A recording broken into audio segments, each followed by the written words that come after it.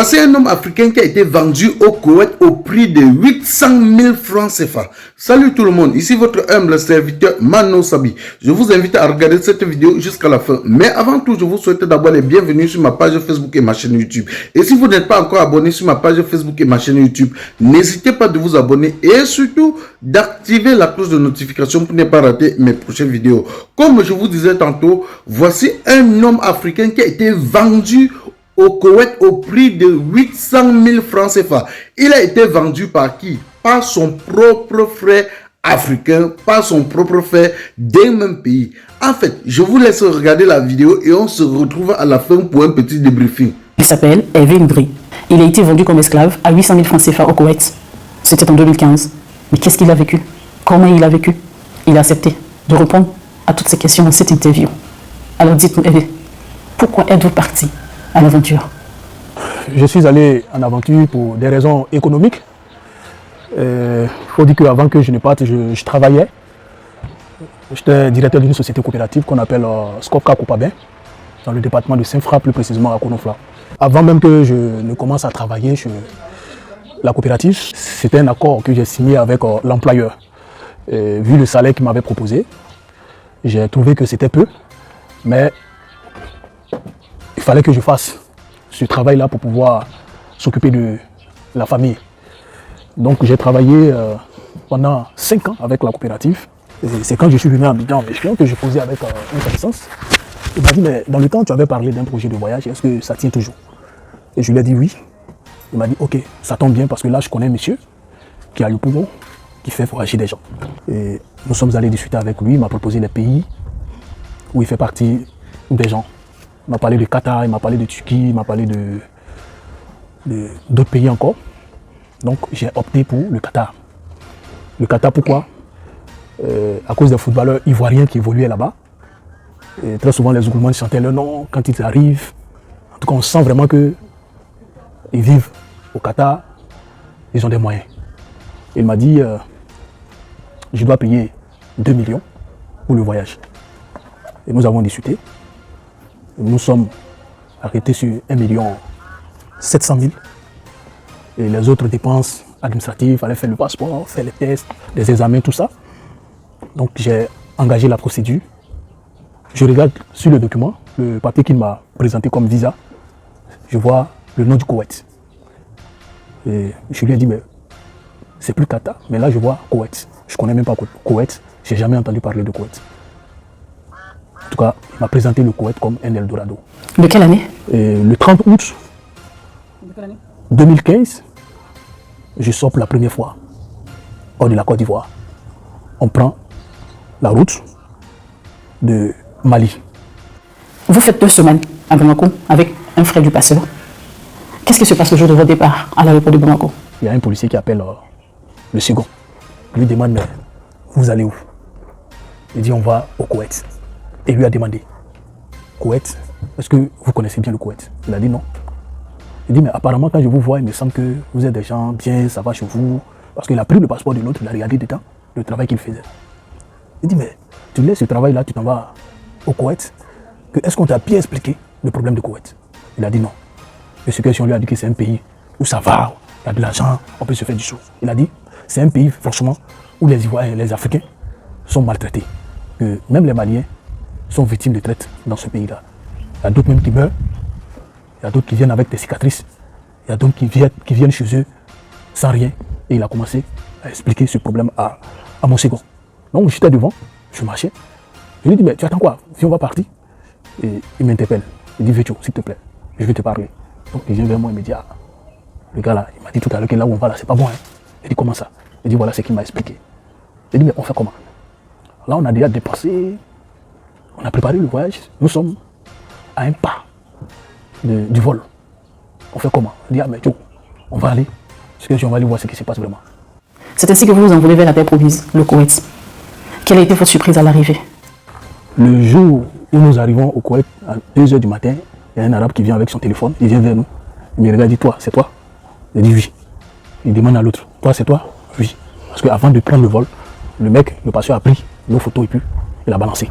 Donc c'est comme ça qu'il nous a identifiés, il nous prend maintenant et nous envoie dans une maison inhabitée. À 2 h du matin, ferme la porte, il prend les clés, il s'en va. Et dans la maison, il faisait très chaud. C'est seulement le lendemain à 16h que vous voyez le monsieur en question. Et puis il est venu, il a envoyé de la nourriture, du riz, du pain. Il dit, mangez. Ici, là, il y a de la nourriture. Il y a de la nourriture pour vous, vous allez manger. Ici, là, vous serez à l'aise. Vous allez prendre poids ici. Même quand vous allez retourner chez vous au pays, il sera difficile pour vous de rentrer dans vos maisons. Il y a de l'argent. Et puis on était souriants comme ça. On se regarde. Après, on finit, il dit, là où vous allez travailler, si vous savez. On dit non. Il dit, ah, on va vous envoyer au désert. Il y a les moutons, il y a les dromadaires. Il dit, aïe. On se regarde, mais on dit, c'est que la fête, mon visage a changé. Il regarde, il dit, ah. Il me regarde.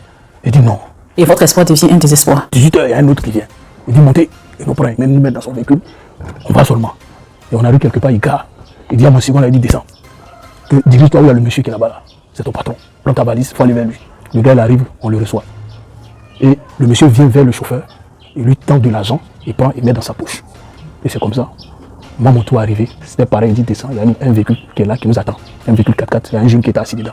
Il dit, prends ta valise, va vers lui. Et je vais. Et le mec descend. Il va vers le monsieur, il lui donne encore de l'argent. C'est comme ça que vous retrouvez votre nouveau patron dans le désert. Je rentre dans une chambrette où il y a un Indien. C'était le chauffeur de la famille. Donc, on était logés ensemble ce jour-là. C'est lui maintenant qui va m'expliquer que, ah, c'est pourquoi tu es venu là, on va t'envoyer au désert. Il dit, quelle histoire de désert même? C'est parce qu'on m'a dit là-bas. Il dit, non, c'est là-bas, tu vas travailler. Franchement, mes larmes ont commencé à couler. Pourquoi? Parce que je venais d'être trahi. C'est parce que le mec m'a dit, au pays. Je viens d'être trahi. J'ai été dupé. Et mes larmes coulaient. Il me dit, bon, tu as un frère qui est au désert, je vais l'appeler. Il est togolais, il est comme toi. Tu vas causer avec lui. Donc il appelle le togolais au téléphone. Et le monsieur me demande, tu es ivoirien? Je dis oui. Tu es venu au Koweït? Je dis oui. Yo, tu es venu faire quoi au Koweït? Tu n'as pas appris qu'ici là, les gens me maltraitent. Que moi-même je suis ici, là, on me frappe tous les jours. Salut les amis, aujourd'hui on dit stop aux tracasseries pour envoyer de l'argent à nos proches en Afrique. Il suffit juste de télécharger l'application TapTapSend. Et lorsque vous téléchargez l'application TapTapSend, lors de votre premier envoi, utilisez mon code promo NOSABI. NOSABI, N-O-S-A-B-Y, tout en majuscule. Et lorsque vous utilisez mon code promo, vous bénéficiez de 5 € si vous résidez du côté de l'Europe. Et si vous résidez du côté des États-Unis ou du Canada, vous allez bénéficier de 10 $. Avec TapTapSend, même étant couché sur ton lit ou dans ton lieu de service, n'importe où, il suffit juste de sortir ton téléphone. En 2 minutes seulement, tu as déjà envoyé l'argent à tes gens en Afrique. Et tous les envois coûtent 2 € seulement. Mon grand garçon comme ça, j'ai femme au pays, j'ai enfant au pays. J'ai même enseigné au pays là-bas. On m'a menti que je viens travailler dans l'entreprise. On me jette dans des ici, on me bastonne, on me maltraite, je ne mange pas. Je suis sale. Il a commencé à m'expliquer, il dit, donc c'est dans ça là, moi je vais partir. Donc vers la fin, il me dit, yo, comme tu es venu, nous, on sera deux ici au moins. Nous peines avant, on va partager ensemble. Comment vous vous êtes senti à cet instant? Dites-moi. Il m'a soulagé, mais en même temps, je n'étais pas serein. Franchement, je n'ai pas pu supporter aussi. Et mes larmes coulaient. Le chauffeur a su que il fallait qu'il nous sépare là. Donc il a klaxonné, il dit, viens, on va partir. Mais vous n'aviez pas d'autre choix que d'avancer? Donc on s'en va. Il me montre là où je vais rester. Il y avait un Indien qui est là, un Soudanais. Et je devrais rester avec eux, faire mon stage. Le stage consiste à faire quoi? S'occuper des bêtes. Les dromadaires, les moutons, tout ça là. Comment les soigner, comment les donner à manger, tout ça. Et je devrais savoir préparer la nourriture, le repas de là-bas. Donc il y a un Indien, c'est lui qui me montrait la cuisine, tous les petits boulots, c'est lui qui me montrait comment il faut faire. Maintenant il fallait aussi apprendre à parler la langue arabe. Donc j'avais un agenda qui était là, c'est dans ça que j'écrivais les choses et j'apprenais un peu. Quand je finis de travailler, puis je commence à apprendre à parler la langue. Donc quand mon patron, ça veut dire qu'il m'a envoyé chez son père là-bas pour aller apprendre à faire tout ça. S'il constate que tout va bien, il va m'envoyer maintenant chez lui. Le stage réussi. Vous êtes affecté à votre nouveau poste. Pour combien travaillez-vous? Il attend le mois fini. Je lui rappelle et il me dit plus jamais ça. Le jour où tu me parles de salaire encore, je te tue. Il dit quoi? Il dit le jour où tu me parles de salaire encore, je te tue. Il dit j'ai la famille au pays là-bas. J'ai femme, j'ai enfant. Il dit je m'en fiche. Femme, enfant, toi-même, je m'en fiche parce que tu n'es pas poétien. Tu n'es pas mon frère. Je te dis ici là, si tu t'amuses là, je vais t'abattre. Ou je te vends à quelqu'un d'autre pour avoir de l'argent. Parce qu'il vous a acheté? Parce que je t'ai acheté à 450 dinars, voire 800 000. Il dit tu m'as acheté? Il dit oui, je t'ai acheté. Il dit non. Que moi-même pour venir ici là, j'ai dépensé. Celui qui m'envoie là, je lui ai donné de l'argent pour que je vienne. Il dit, ah lui aussi il a payé l'argent. Donc il fait de moi ce qu'il veut. Et donc c'est à ce moment précis que vous apprenez que vous êtes esclave, son esclave? Je commence à travailler entre 5 h jusqu'à 2 h du matin, je tourne dans le sable, dans le désert. Je continue à donner de quoi manger aux animaux. Tant que lui il est là, il ne veut pas me voir. De toute façon, je suis assis comme ça là. Il ne veut pas me voir assis. Donc s'il est assis là, Je dois chauffer son thé, café, tout ça, qu'on appelle chai kawa, pour lui donner. Il boit jusqu'à arriver au milieu, ça ne refroidit pas, il dit, il faut verser, ça va préparer encore autre pour m'envoyer. Ça ne veut pas te voir être tranquille, assis pour te reposer, c'est pas normal. Donc c'est comme ça que je souffrais. Et la partie même où vraiment j'ai senti qu'ils étaient prêts à tout faire, c'est le jour où ils m'ont poursuivi avec le véhicule 4x4. Pourquoi? Parce qu'à un moment donné, je ne me sentais plus. La santé et tout cela. Et je me plaignais de douleur. On m'a envoyé à l'hôpital quand je suis tombé. Et j'arrive, j'ai fait 3 jours à l'hôpital. J'arrive le même jour, on dit d'aller travailler, de soulever les sacs, aller donner de quoi manger aux bêtes et tout ça. Franchement, ça ne m'a pas plu. Et j'ai commencé à me révolter. Et de cette révolte, vous frôlez la mort. Un jour, j'étais là, je travaillais, puis il a commencé à rafaler. Il rafale et puis il m'appelle Tap, Tap. Comme si quelqu'un qui venait de prendre drogue. Chou, on t'a bu, tu es ta morte. Même quand il tirait là, sa femme était dans la tente et puis elle est sortie. Elle a eu peur, il dit mais il y a quoi? Il y a quoi? Donc, elle voyait son mari trembler comme ça. Elle ne pouvait rien dire là. Elle dit, tu vois les balles, comment ça traverse la carrosserie du véhicule là? Elle dit oui. Elle dit, Camille, je mets le plomb là sur toi. Elle dit, je pistolet là, je mets arme là sur toi, je tire sur toi. I want help. Chien, va travailler. J'étais plus en moi-même. Je tremble comme ça. Mais le jour où ils ont pris les 4x4, là c'était son papa lui-même. Il allait lui dire que mon type n'avait plus travaillé, qu'il est seul, il est fatigué et tout ça. Donc le monsieur, pour moi, il venait régler le problème. Là, il est venu pour me tuer. Et j'étais là et puis il prend. Il y a une fois même qui m'a dit d'ailleurs, le monsieur là, il ne faut pas t'approcher de lui, il va te faire quelque chose. Effectivement, il a enlevé sa vieille, la canne, ça venait sur mon front. Et j'ai fêté. Il dit pourquoi? Il vient me taper puis je ne m'arrête pas là pour qu'il me tape. Moi, ces moutons là sont mieux que moi, ces animaux sont mieux que moi. Ce qu'il veut faire là, il faut que je m'arrête là, il va faire. Il dit ah bon, il dit, donc je vois le gars passer vitesse. Il va derrière moi, il vient sur moi avec le véhicule. J'ai fui, je suis allé me mettre derrière un conteneur. Il crie comme ça, il dit pourquoi lui veut me tuer et puis moi je fuis. Je fuis pourquoi? Devine, il va me tuer. Je suis sorti, je vais m'arrêter, passe vitesse 2 fois, il dit ah, même si vous voulez me tuer là, peut-être vous allez m'attacher, vous allez me tuer, vous allez tirer sur moi. Mais je ne peux pas m'arrêter. Puis vous allez prendre une voiture pour marcher sur moi, ça c'est pas possible. Donc il tremblait comme ça. Il m'a mis en garde. Il dit aujourd'hui là, je suis venu te dire que faut t'arrêter. La prochaine fois, quand je vais entendre que tu ne veux pas faire ça, tu ne veux pas faire tes travail, là je viens pour te tuer. Sans attendre une prochaine fois, vous avez pris la poudre d'escampette sans vos papiers. Les papiers étaient avec eux. Là, c'est la moindre des choses. Quand tu arrives, la première des choses, ils prennent sur toi, ce sont tes papiers, ton passeport, ils bloquent. Là, maintenant, quand ils te maltraitent, là, si tu veux, faut fuir. Tu deviens sans papier. Donc, quand j'ai expliqué, moi, mes déboires, elle a dit tout. Ça, là, je vais parler, j'ai créé un groupe WhatsApp, je vais parler de ça. On voit ce qu'on peut faire pour toi. Donc, quand il a expliqué mon cas dans le groupe, il y a l'attaché du protocole de l'ambassade de Centrafrique qui était dans le groupe.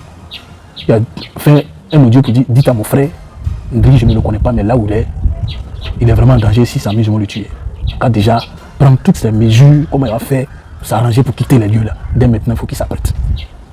Mais je ne connais pas le pays, je fais comment pour fuir. Je suis dans le désert, je ne sais même pas là où je suis.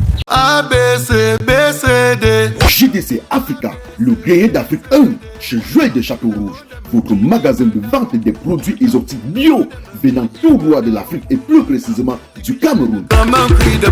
Chez JDC Africa, c'est la vente en gros et en détail des produits bio venant tout droit de l'Afrique, tels que toutes les boissons de l'Afrique, les bobolos, la banane plantain, les arachides, les avocats, les meilleurs prunes, les poissons fumés et bien d'autres. JDC Africa, le grenier d'Afrique 1, est ouvert de lundi à dimanche de 8h30 à 19h et répond au téléphone 0033 665 50 11 et 18 ou encore le 0033 986 25 57 et 34. JDC Africa, grenier d'Afrique 1, est situé en plein cœur de Paris, à Château-Rouge, à l'adresse 3 rue de Suède, 75 018 Paris. Comment vous faites alors? Il attendait le jour où son patron aussi ne sera pas là. Il va prendre la voiture. Leur voiture, parce que lui il était chauffeur. Il va prendre la voiture pour aller me chercher. Donc c'est comme ça qu'on a fait le programme. Je m'apprêtais maintenant à quitter les lieux. Parce que ces derniers temps, tout ce qui s'est passé là, peut-être c'est maman, les gens en voulaient. Deux fois, ils viennent 15-20. Quand ils viennent, on dit de préparer, ils vont manger. Ils laissent la nourriture en ville là-bas, ils viennent dans le il faut préparer, je prépare. Quand tu finis ça, il faut aller faire ça. Je tourne sur moi dans le sable là. Pas de repos. 24 heures sur 24, tu tournes. Et c'est comment au Koweït? Comme un robot. C'est le désert. Il fait très chaud quand il fait chaud. Il fait froid aussi quand la fraîcheur arrive. Les deux sont à l'extrême. Et c'est comme ça que je tourne. Et quand il a dit tu es fatigué, ça va pas. Il ne peut pas s'imaginer qu'un homme peut être fatigué. Ces gens, ils ne travaillent pas. Il prend son temps. La journée, il dort. La nuit, là, c'est maintenant, il fait jour chez eux. Ils vont boire leur thé qu'on appelle Taïgawa. Ils vont faire Davania, ils sont assis. 20 personnes, 15 personnes sont dans les boubous là, ils sont assis là. Manger, boiter, manger, boiter. Aujourd'hui, là, moi, je ne dors pas ici. Et après, ils ont envoyé un Soudanais Lui, il était comme un vigile, un gardien. Si je dois fuir, lui, il va les appeler. Donc, comment faire pour quitter les lieux? J'ai envoyé la position par GPS aux jeunes qui devaient aller me chercher. Malheureusement, le jour où j'ai décidé de fuir, j'avais un téléphone Android que je prenais pour faire tous ces trucs-là. Le téléphone était à plat. Et j'ai pris mon petit sac où se trouvaient mes documents. Les autres documents, diplômes et puis tout ça là. Donc j'ai pris, puis je suis sorti. Quand je suis sorti, il y a une voix qui me dit: tu viens de signer ton arrêt de mort. Tu viens de signer ton arrêt de mort. Parce que là où tu es sorti avec valise, tout ça là, dis-toi que tu es en danger. Si ceux-là te prennent là, tu ne vas pas survivre. J'ai dit: je commence à courir avec valise là. Donc j'arrive dans un endroit où se trouvent les passages, ils ont mis des tuyaux où ils vont faire des installations pour le gaz ou bien le pétrole, tout ça là. Quand je vois la voiture, je rentre dans les tunnels là, puis je me cache. Comme ça, jusqu'à quand il fallait faire quitter le secteur au moins à 2 km, 3 km, et puis les amis là viennent me chercher là. À un moment donné, ils ont dit: ah vraiment, c'est compliqué. Que tout ce qu'on peut te conseiller, dirige-toi où il y a la lumière. Donc c'est comme ça, j'ai pris la marche dans le désert. Tu vois, il y a d'autres coïncidences parce que quand il fait frais, ils aiment cette période là, puis je se retrouve dans le désert. Pour aller, c'est comme de toute façon, nous on va à la plage ici là, et je se retrouve dans le désert. Toute la nuit, tu les vois, ils sont là-bas avec des chiens, tout ça là. Par où je devrais passer, la fois que je dois passer là. Je vois les tentes ici, je vois les chiens qui aboyaient, les véhicules qui étaient garés partout. Donc vraiment c'était compliqué. J'avais peur pendant que je faisais ça. À un moment donné, j'étais fatigué. J'ai dit ça, il faut que je jette la valise. Donc j'ai jeté ma valise, c'était rempli d'habits, tout ce que tout. J'arrive maintenant où il se trouve la grande voie, une autoroute. Et j'appelle les amis, je dis: ah, je suis arrivé dans tel secteur, dans tel coin. Ils me disent: bon, ok, on est dans tel coin, on va faire un mouvement vers toi. Donc c'est à travers le feu de détresse, je l'ai vu de l'autre côté de la rue. Il dit: je viens de voir un véhicule tel marque. C'est vous? Il dit: oui. Il dit: Dieu merci, je suis tel côté. Allez-y tourner. C'est comme ça, ils sont venus carrer. J'ai fait 3 jours là-bas dans sa maison. Il dit: mais nous sommes en étranger, je ne peux pas rester enfermé ici, il faut que je sorte pour aller chercher du boulot. Vous allez faire un passage éclair dans un nouveau travail dans lequel vous avez démissionné. Il a parlé de moi, son patron. Donc c'est comme ça qu'on m'a trouvé un autre boulot qui est agent de sécurité. Le premier jour, on m'engage dans la boîte, on m'envoie dans un hypermarché.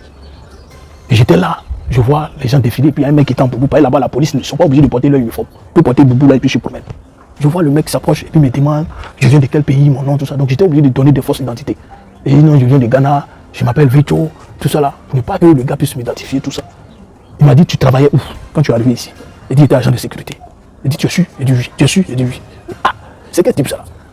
Donc quand il a fini de faire ça, je suis allé voir mon chef. Il lui a dit: je travaille plus. Il dit: à quoi? Il dit: les gens sont en train de mener les enquêtes. Il y a un qui est venu me questionner tout à l'heure, moi je ne peux plus rester ici. Mais finalement, vous vous retrouvez en prison. Et j'ai fait la nuit, j'ai presque fait 1 mois à la veille où on devrait recevoir nos salaires là. Je venais du boulot, la compagnie a envoyé son véhicule aller me chercher. Voilà un policier qui était derrière là. Il dit: présentez vos pièces. Je n'ai aucun document. Donc on m'a fait descendre. On se retrouve au commissariat. Le commissariat, on nous envoie à la déportation. Et on arrive à la déportation, on était dans un grand bâtiment, plus de 300, 400 personnes même, on était enfermés. Donc les jours passent, les semaines passent. Et là-bas, il n'y a pas d'espoir pour vous. Donc je vais maintenant vers la grille, puis je vois un policier passer, je l'appelle et dis: viens. Le policier s'approche, j'explique mon problème. Il dit: donne le numéro de ton patron. Il appelle mon employeur. Il refuse de venir, il refuse d'envoyer mon passeport, mes documents. Le premier employeur? Oui. Donc le gars maintenant me dit, le policier là me dit: s'il te fait sortir d'ici, tu peux aller travailler au désert. Là mon patron est en train de négocier avec lui. Pour qu'on me fasse sortir, je vais venir au désert. Là c'est pour aller me tuer. Parce que quand moi j'ai fui là, le team togolais là, après eux ils ont déménagé. Mais quand j'ai fui, quelques temps après, lui aussi ils ont failli l'assassiner. Au moins 3 bons garçons. Ils sont allés me frapper. Saigner comme ça. Les gourdins qu'on me frapper avec pointe dessus, donc on lui tapait n'importe comment. Et qu'est-ce qui vous sauve en prison? Et là encore le mec négocie avec le policier pour qu'on m'envoie au désert. Il dit: pas question. Et je retourne chez moi. Le policier me demande: je suis pas, il me dit: Côte d'Ivoire. Il dit: Côte d'Ivoire. Côte d'Ivoire, lui ne connaît pas Côte d'Ivoire. Il dit: Sarlaj. Il dit: Sarlaj, Azamafi Maloum, lui ne connaît pas Sarlaj. Sarlaj, Côte d'Ivoire. Il dit: il ne connaît pas Sarlaj. Il a dit: mais vous connaissez Droba? Il a tiré son coup. Droba. C'est comme ça lui l'appelle. Droba. Antabila, ça va, Droba. Vous venez du même pays? Il dit: oui. Ah, Droba, Azanafa, le Koura et Chelsea. Il dit: oui. Il dit: Kalas. Mafi Mouchki, Kalas. Salut les amis, aujourd'hui on dit stop aux tracasseries pour envoyer de l'argent à nos proches en Afrique. Il suffit juste de télécharger l'application TapTapSend. Et lorsque vous téléchargez l'application TapTapSend, lors de votre premier envoi, utilisez mon code promo NOSABI, N-O-S-A-B-Y, tout en majuscule. Et lorsque vous utilisez mon code promo, vous bénéficiez de 5 € si vous résidez du côté de l'Europe. Et si vous résidez du côté des États-Unis ou du Canada, vous allez bénéficier de 10 $. Avec TapTapSend, même étant couché sur ton lit ou dans ton lieu de service, n'importe où, il suffit juste de sortir ton téléphone. En 2 minutes seulement, tu as déjà envoyé l'argent à tes gens en Afrique. Et tous les envois coûtent 2 € seulement. Tout le monde te souhaite joyeux anniversaire. Tout le monde strut.